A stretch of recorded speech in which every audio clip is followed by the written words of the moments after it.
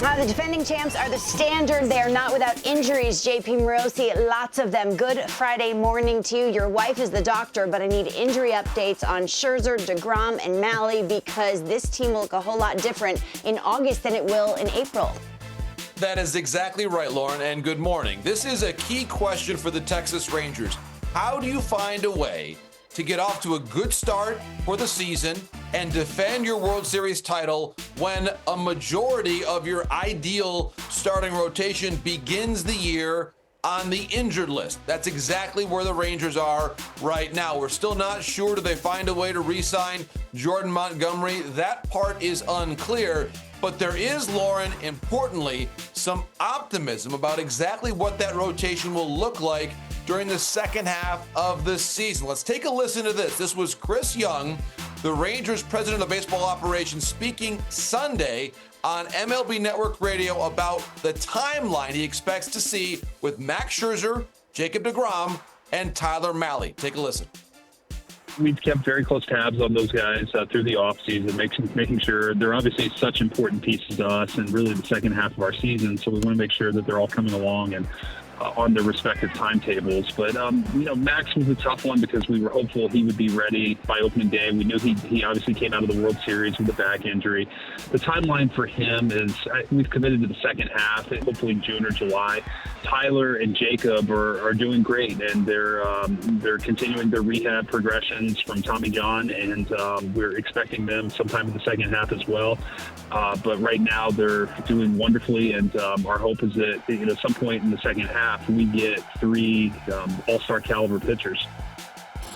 Very importantly, Lauren, we heard Chris Young describe all three as all-star caliber. I think Malley sometimes gets overlooked a little bit. He was on his trajectory for a really strong free agent contract before the injury occurred with the Twins. So do not forget about Tyler Malley, how important he is going to be. But here is the group they're likely to start the season with. Evaldi, Gray, Heaney, and Dunning, you'd have to say, are clearly the top four. And then Bradford, Rodriguez, or White, one of those three likely to claim the fifth spot in that rotation. Again, there is still that possibility out there of Montgomery going back to Texas, but you'd have to think if Montgomery goes back, my goodness, they expect as many as 8 quality Major League starters by the second half of the season. That's one reason why Montgomery remains unsigned. Oh, when those injured players walk in that clubhouse, it is going to fire up the boys. That is for sure. The Orioles got a star arm this offseason. JP, Corbin Burns is an Oriole, and a lot of Orioles fans go, nah, that's all well and good.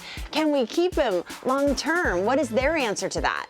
Well, Lauren, it's a great question. Of course, we know the ownership transition expected to be completed in the weeks or months ahead. And so you're right. The natural question for O's fans was, okay, great. Corbin Burns, we got him for 1 year. Can we sign him for the long term?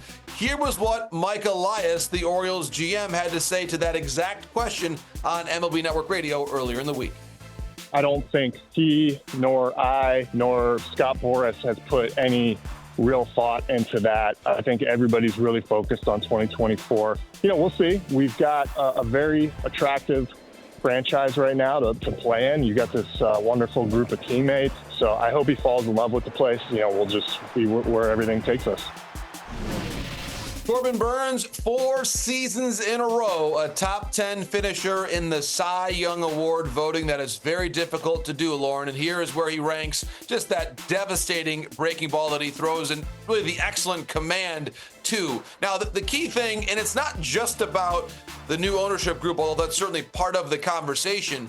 When your position players are this good and this young and this inexpensive, it allows you to make some more selective investments on the pitching side. So I do think if things go well for Corbin Burns in Baltimore, I could very easily see this being a long-term extension because the Orioles' payroll going forward looks so good. Of course, Mike Elias did mention Scott Boras tends to like his players to go to market. We know that for a long time covering the game. So we'll see how that unfolds. Scott Boras right now certainly more focused on his still existing free agents. But this conversation, Corbin Burns and the O's, it's going to happen eventually. I mean, you mentioned they're young players. They have more immediate questions like, will Jackson Holliday make the opening day roster? I mean, he has dominated JP at every level. Is this a foregone conclusion, or are they waiting to see something at camp? Foregone conclusion, probably not yet. Okay. But he does have every opportunity to make this team. And that was what Mike Elias said in the very same interview on MLB Network Radio, that Jackson Holliday will arrive to spring training with a chance to win a job. And that if he wins a job, he's on the team. This is one of the key parts of what's changed with the CBA, that there is incentive, true incentive, for teams to put their very best players on the opening day roster.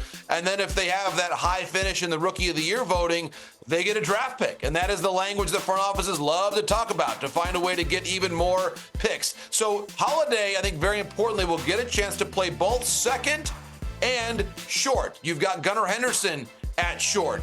We can see different movement around this group. Do you see Westbrook play on the left side of the infield? Ramon Urias is over at third base too. And very importantly, you see Jorge Mateo on your screen.